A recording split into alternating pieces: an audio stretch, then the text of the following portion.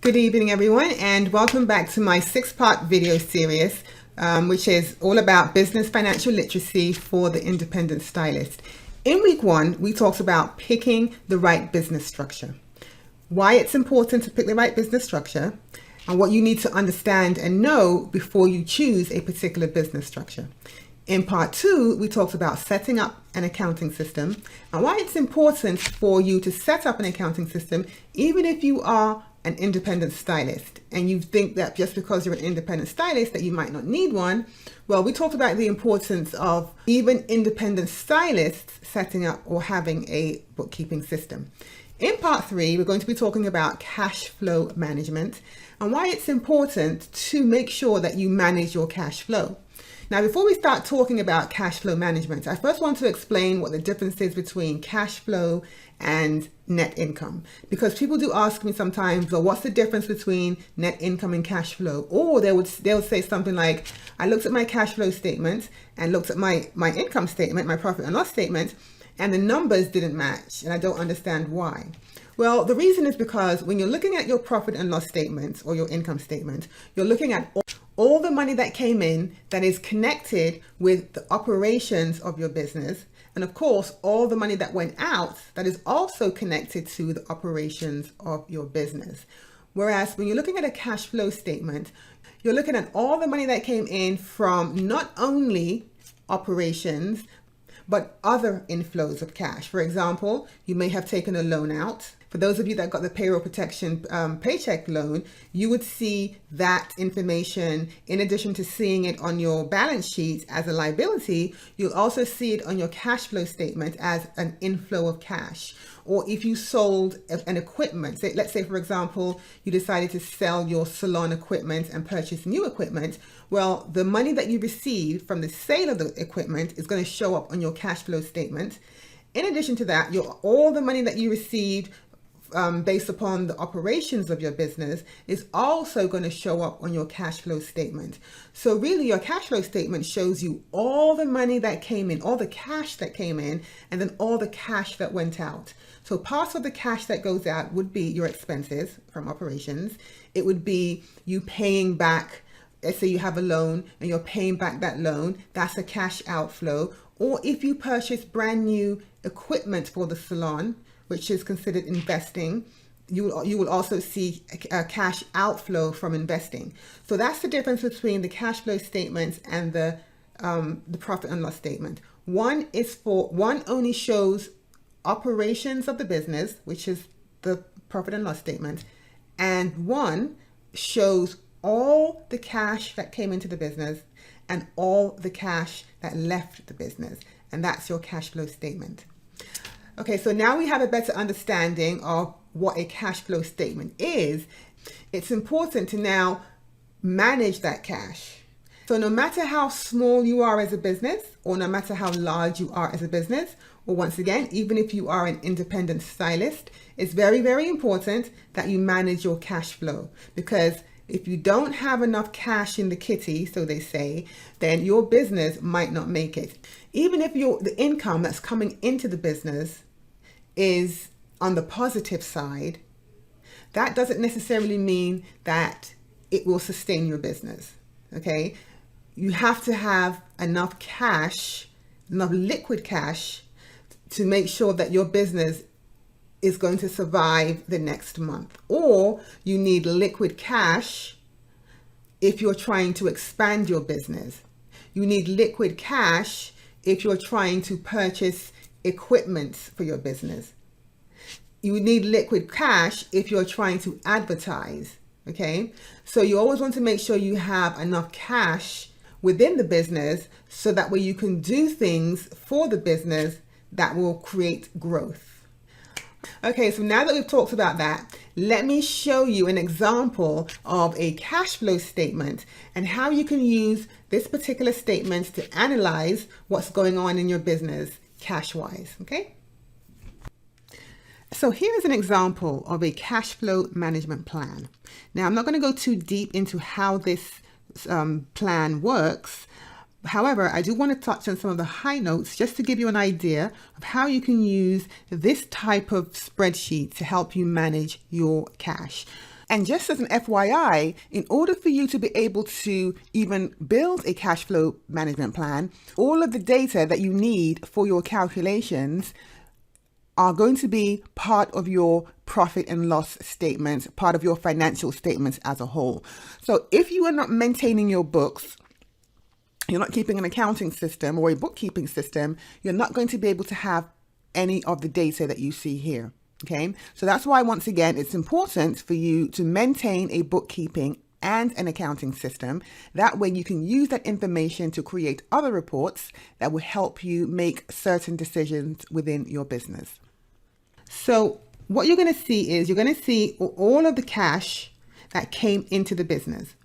So as an independent stylist, of course, you have your service income. If you sell retail, you have your retail income. As an independent stylist, I'm quite sure you don't have booth rental income. And then there's other income, some other type of income that you may be receiving that is part of your business. For example, you may teach classes. You may have online classes that you teach. That's a source of income that is related to what you do. Or you might be an independent contractor for a large product company. You might receive income from there. So whatever other type of income that you receive that's related to what you do as a beauty industry professional. So you have all of that cash totaled up. So let's just work with January. So it's telling you here that in January, you brought in $20,600.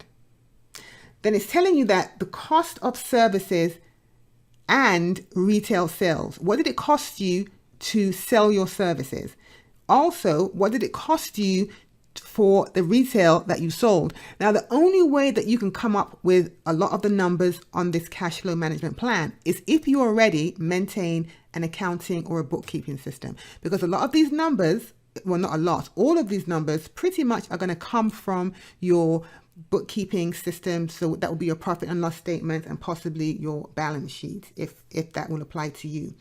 So here you have the total cost of retail and the total cost of services. Okay, then it gives you your gross profit from services and retail, which would then be $19,992. Then you have your operating expenses, and then you have your net profit. Okay, so your net profit after all of your costs was $12,492. Now down here, you want to sort of set a goal for yourself and say, okay, how much, because the whole idea is you're trying to manage your cash, okay? So you want to set a goal based on prior data, which will allow you to come up with some of these percentages. Okay, so what is the goal of this cash flow management plan? Okay, you've looked at your prior data, and based upon what you know, you've set some goals for yourself. And the first goal is you're saying that you do not want your operating expenses to exceed 30% of your gross profit from services and sales. And when you're setting these types of goals, you want to always make sure that you're using your gross profit from sales and not your total sales. Your total sales is all the money that you brought into the business. And your gross profit is your total sales minus what it costs you to do business. So you have to know what your cost of services is. You also would need to know what your cost of retail is. Okay, these items you have to know in order for you to be able to come up with your gross profit. Now, your goal has been set to 30%.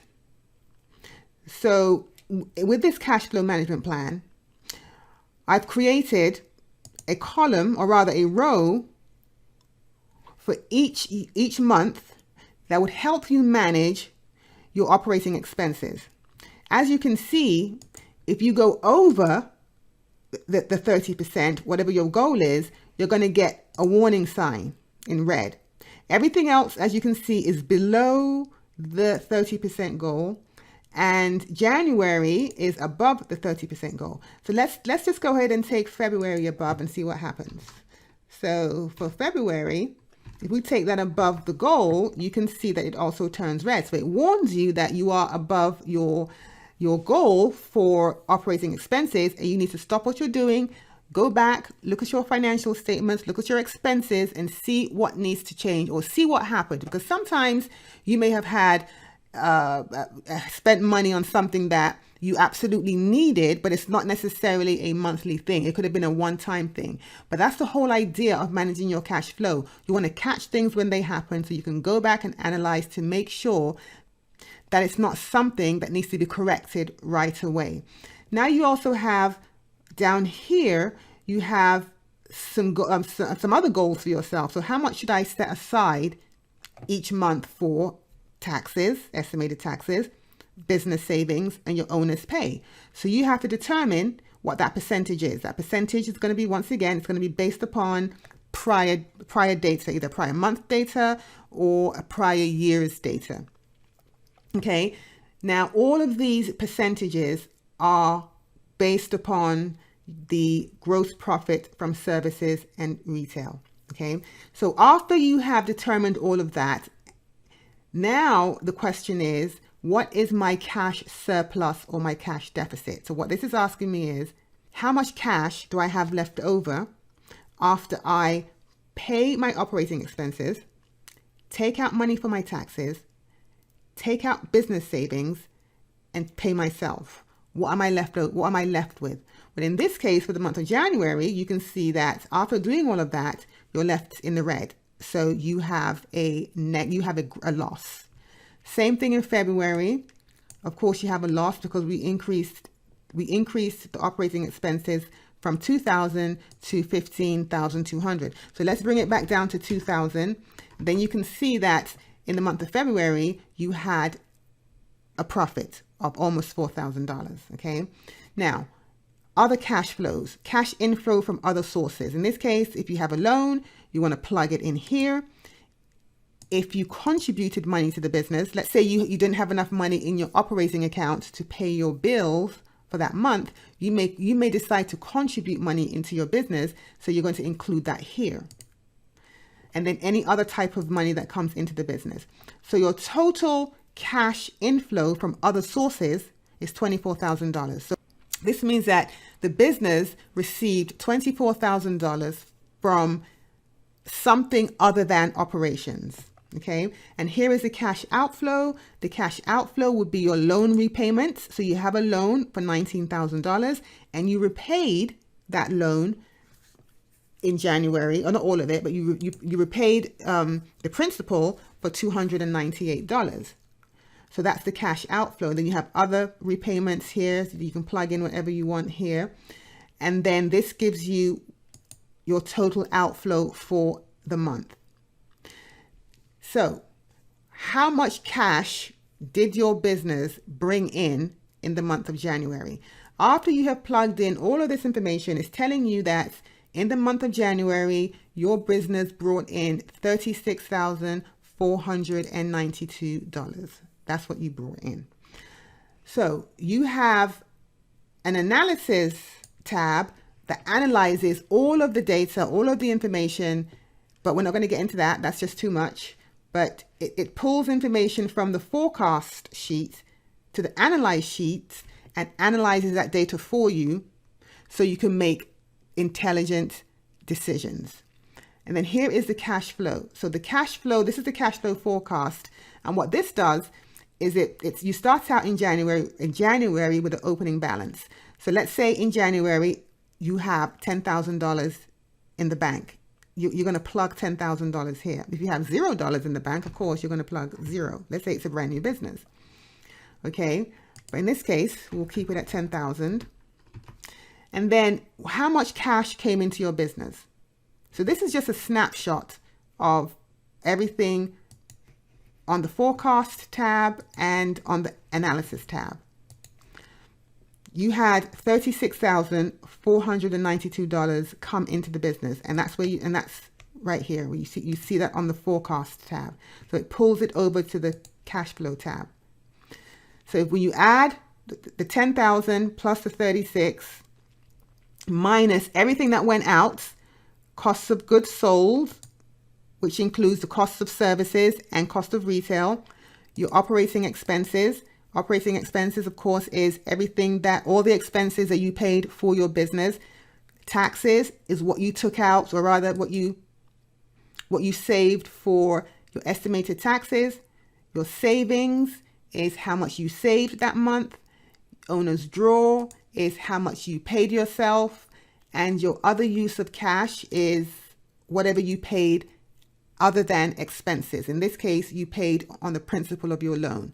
So your ending balance, your ending cash balance after all of this is $29,919. Based on the analyses and based on the forecast sheets, the cash flow sheet is telling you that you have almost 3 months worth of cash on hand or cash in the bank before you completely run out of cash. So 2.8 months, which is, you might as well just round it off to 3. That's what this is telling you. So when it's all said and done, when you've plugged all of your numbers, what you want to do is you want to come back to the cash flow tab to see how much money you have on hand before your business goes down or goes under. Okay. So this is just a brief summary of how the cash flow management plan worksheet works. And for those of you that become members of my membership club for independent stylists, you're going to have access to this cash flow plan. And in addition to this cash flow plan, you're also going to have access to other tools like this that can help you manage your finances. I try to help beauty industry professionals transform their financial life.